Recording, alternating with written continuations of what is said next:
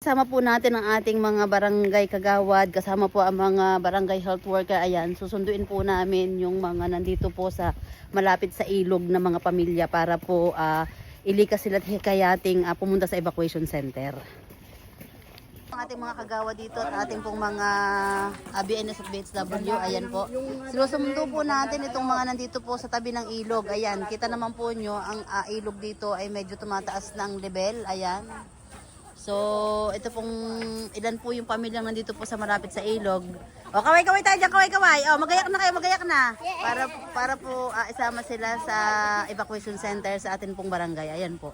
So, pakikita po natin, ipasisilip natin ang level ng ilog dito po sa area ng Sitio Puok, Barangay Kabatang. Ayan. Sa kasalukuyan po, ito po yung level ng ating ilog Kabatang. Ayan, ito po ay buhat diyan po sa laylaying bahagi ng Dolores. Ayan, medyo tumataas na siya. Pero para po tayo ay para tayo makampante at hindi tayo kakaba-kaba, ang nasa gilid po nito ng mga bahayan ay atin na pong isasama at ililikas. Sabi nga ng ating punong barangay, kung ayaw ay forced evacuation na sapagkat mas mahirap na pagdating ng malakas na ulan ay sila nandito pa. Mas mahirap po para sa mga rescuer at sa miyembro ng sangguniang barangay na susundo sa kanila. So habang maganda pa yung panahon, atin na po silang isama at hikayating pumunta po sa ating evacuation center. Ito na po yung lagay ng ating ilog.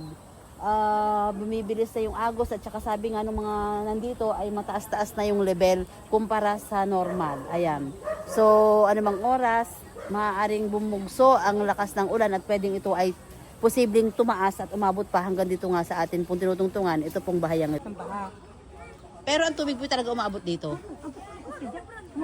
Dito pa nga may nadalang bahay yun, yung una doon. Oo. Talagang umabot siya dito. Talagang umabot siya dyan.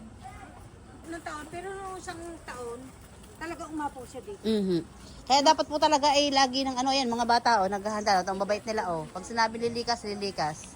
Yan So, ayun lang, para lagi tayong ligtas, tayo makikooperate. Ano po? Pagkain. Ay na. Biyak ko ayaw. Iba't nagagayak na. Oo, para raw. Nagagayak na lang yung mga yan. Patay lang po yung jet. Yung hindi. Ay, isasama na. Mama, ityan sa ilong. Ayaw lang. Itapo na. Hindi pa rin. Nakaupo wala pa tayong magagawa pag sinabi yung force evacuation, baka po ahonin ng pulis yan. Kasi dyan nga ahonin niya. Ahonin po ng pulis yan, punta po sa inyo dyan. Tulad nung isang munisipal. ahonin niya mga pulay. Galit ng pulis, ibubot siya daw siya. Opo, dadalhin po talaga ha. Wala kayong gagawin. Oo, totoo pala yan. Ahon mo, na pulay. Ayaw sa gusto. Nasaan nakaangay yung mga mga bata?